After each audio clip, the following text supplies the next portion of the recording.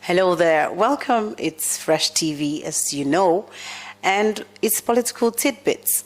Here we talk about all that concerns politics in our nation, Nigeria. On today's episode, we're going to be talking to a very renowned communication expert, Dr. Nkem Lafia, who's going to be speaking on one of the presidential aspirants from the APC extraction. Sit back and enjoy the program.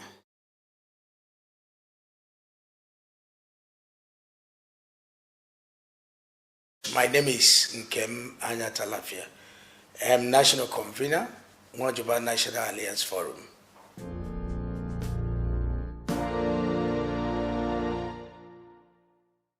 The promotion of Nwajiuba' for president came to me directly and naturally as something that I could just easily key into.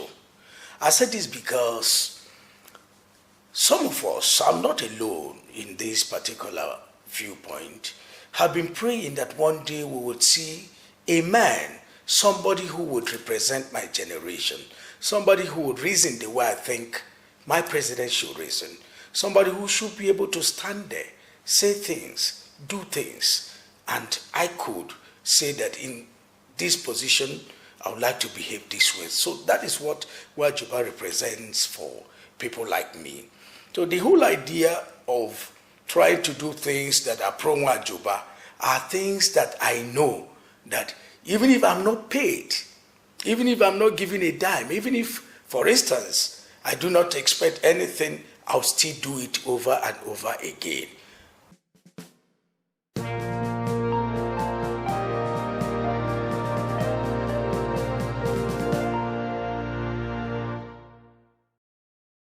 We are not intimidated by all of this. Sincerely, we are not intimidated. If you knew that Nwajiuba'S for several years now have been in the system and has already understood how this game is played, I tell you what, Nwajiuba'S cannot be intimidated by big names. Nwajiuba'S cannot be intimidated by money bags. Nwajiuba'S cannot be intimidated by anybody who thinks or who people think has a better chance or has better chances of qualifying as standard bearer of the party.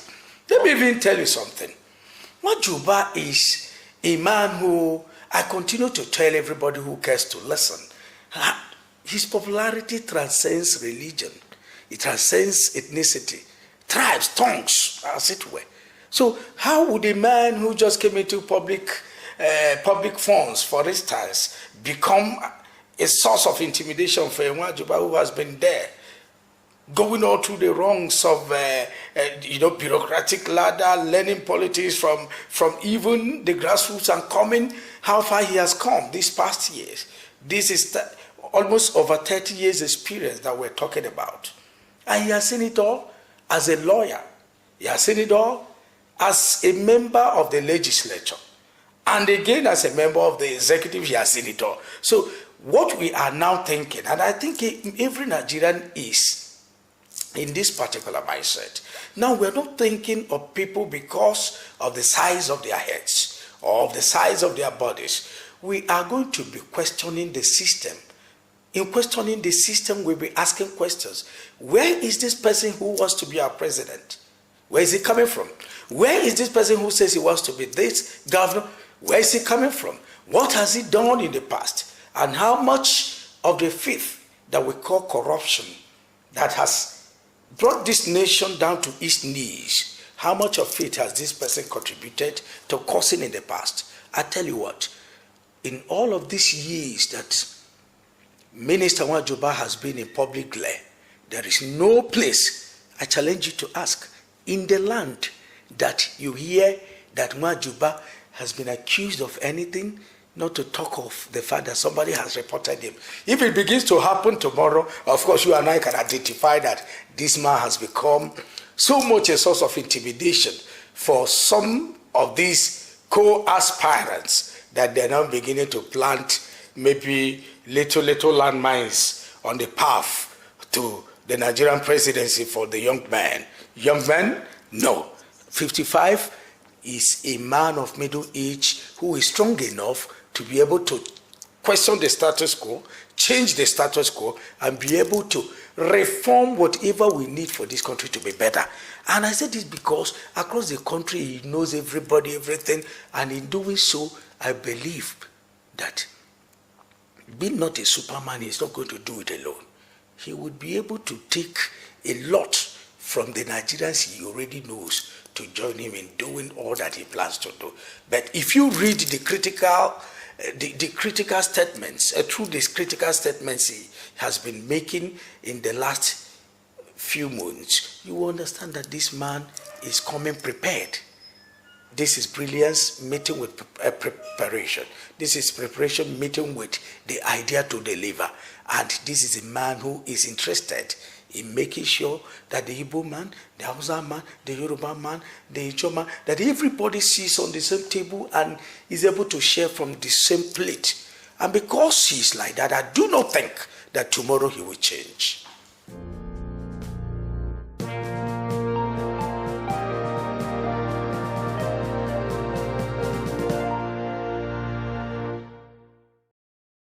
You know, each time people ask this particular question, I get somehow baffled by the fact that Nigerians don't understand the way our ministry system, particularly the federal government system, the MDS, the agencies of government, the ministries, they run. Nwajiuba'S in the Ministry of Education, in the last 2-3 years, you cannot tell me one single minister that has more visibility on television, on our radios, and the entire network of communication like Nwajiuba'S. I challenge you to look for that person and tell me. If he's not in Southeast today, he's in the Northeast. If he's not in the Northeast today, he's in the Northwest. If he's not in the Northwest today, he is in every part of the country. If you remember, one of the fallouts, the negative things that came from the insurgency in the Northeast was the high number of out-of-school children. In fact, at the time, it was said that Nigeria had the highest across the world, or one of the highest across the world. But today, let me tell you, by dint of hard work, by dint of constant supervision, monitoring, and ensuring that the necessary and enabling environment is made to be in place, Nwajiuba'S has been able to down the number from around 13 million to about 9-point-something million. That is not it all.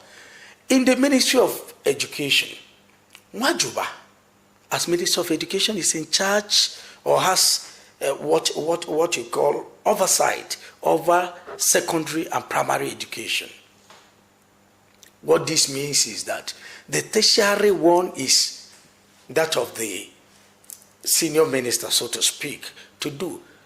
At that level, Nwajiuba'S has had a situation where he has been able to visit each of the about 109 unity schools that are directly under him. Even on Sundays, I was told. At weekends, he goes personally to all these places, ensuring that the value that was placed on unity schools before, such values that have been eroded by many years of neglect, many years of that attitude that nobody should care about whatever public schools represent, Nwajiuba'S has been able to cancel it all.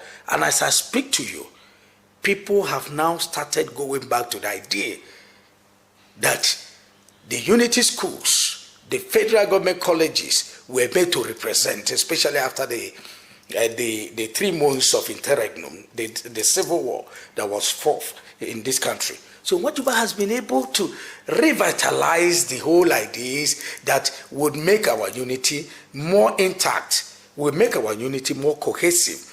Again, talking about reforms, do you know that at a time, some of the problems, or part of the problems that we had even in some parts of this country, was the perception that girls or the girl child shouldn't be in school. Today, courtesy of what Nwajiuba has been able to do and to even represent many people from all those parts of the country, many girls. The girl child has now begun to be part of education. And what beats me, even intrigues me, is the enthusiasm with which all these things are being pursued. For instance, in the insurgent torn Northeast, I'm happy that people are returning to school. New classrooms are being built. New writing materials are being given. Everything that you think that will make education better in this country has become the sole objective of this minister you talk about. Go check your statistics everywhere.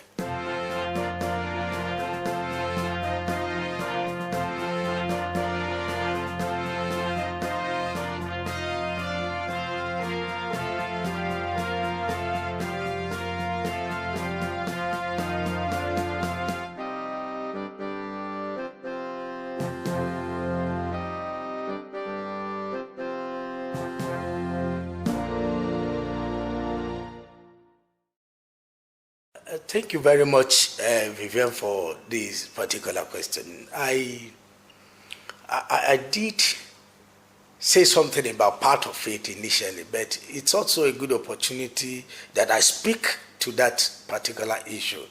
There seems to be this misunderstanding everywhere that he could have stopped the ASU thing, or he could, morally, some who say that moralists say, why would ASU be on strike?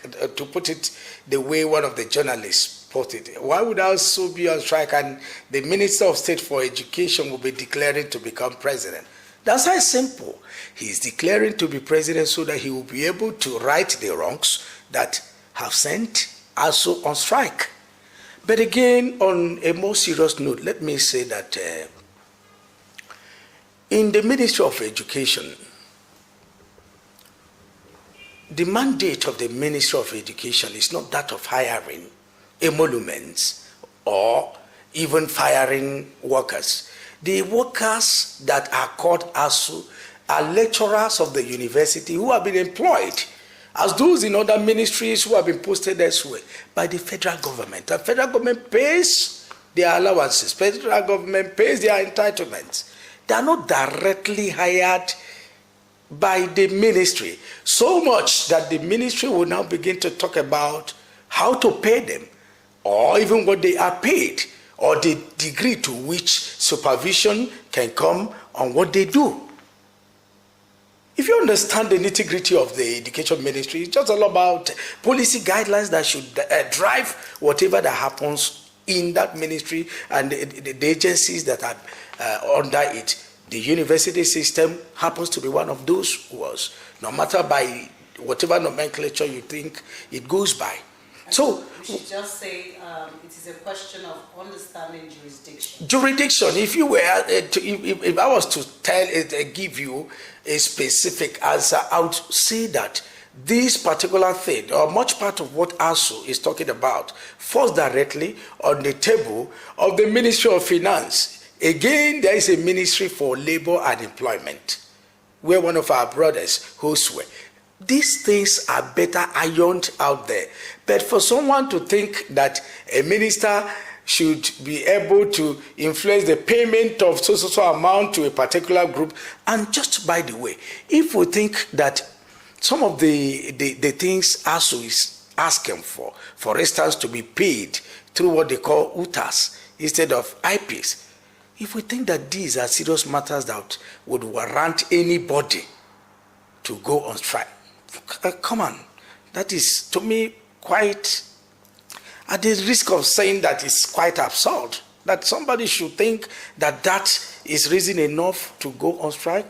Are there no ways? I've continuously asked that we can resolve these things. And even the minister, I think I have heard him on occasions asking, there are better routes to follow to iron out these differences.